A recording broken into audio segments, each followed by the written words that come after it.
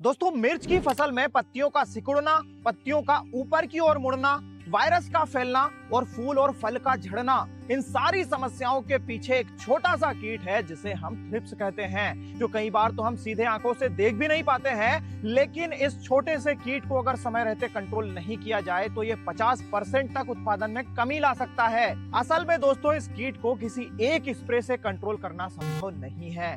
इसको कंट्रोल करने के लिए पूरी प्रोसेस फॉलो करना पड़ती है और इस प्रोसेस को डिटेल में इस वीडियो में हम बताने जा रहे हैं, तो बिना स्किप किए इस वीडियो को अंत तक देखिएगा। वह मिर्च में थ्रिप्स को कैसे कंट्रोल करें, चलिए शुरू करते हैं। दोस्तों, थ्रिप्स एक ऐसा कीट है जो पौधों के कोमल अंगों पर अटैक करता है और रस चूसने का काम करता है, जैसे कि ऊपरी या फिर नई पत्तियों पर यह अटैक करता है। जैसा कि आप यहाँ पर देख रहे हैं, पत्तियां इसके अटैक के बाद में ऊपर की तरफ मुड़ जाती हैं और सिकुड़ जाती हैं। इसके अलावा ये फूलों पर अटैक करता है और फल सेटिंग नहीं होने देता है, जैसा कि आप यहाँ पर देख भी रहे हैं। इसके साथ ही जो नए फल सेट होते हैं, जो कोमल होते हैं, उन पर भी अटैक करता है और क्वालिटी खराब करता है। भारत में थ्रिप्स की 700 प्रजातियां पाई जाती हैं, जिन्हें हम डायरेक्टली देखकर तो इनमें अंतर नहीं बता सकते हैं। केवल रंगों के आधार पर हम इन्हें डिफरेंशिएट कर सकते हैं, जैसे कि व्हाइट थ्रिप्स, येलो थ्रिप्स और ब्लैक थ्रिप्स। लेकिन इनमें सबसे घातक अभी तक ब्लैक थ्रिप्स माना जा रहा है, जो फूलों के अंदर अटैक करता है जनरली, और इसे कंट्रोल करने में किसान के साथ साथ वैज्ञानिक भी परेशान हैं। तो आइए समझते हैं वो कौन सा प्रोसीजर है जो हमें फॉलो करना चाहिए स्टेप बाय स्टेप,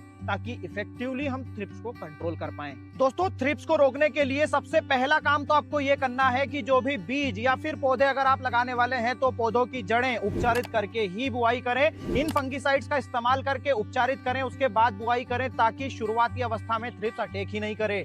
और 15 से 20 दिन की अवस्था पर दूसरा काम आपको ये करना है कि ब्लू और येलो स्टिकी ट्रैप्स, 1 एकड़ में कम से कम 40 ट्रैप्स का इस्तेमाल करना है, ताकि थ्रिप्स जैसे ही अटैक करे आपको तुरंत पता चले और आप स्प्रे प्लान कर पाएं। थ्रिप्स को कंट्रोल करने के लिए दवाई का सिलेक्शन करना जितना महत्वपूर्ण है, उससे ज्यादा महत्वपूर्ण यह है कि जो दवाई आप स्प्रे कर रहे हैं वो प्रॉपरली कवर करे फसल को।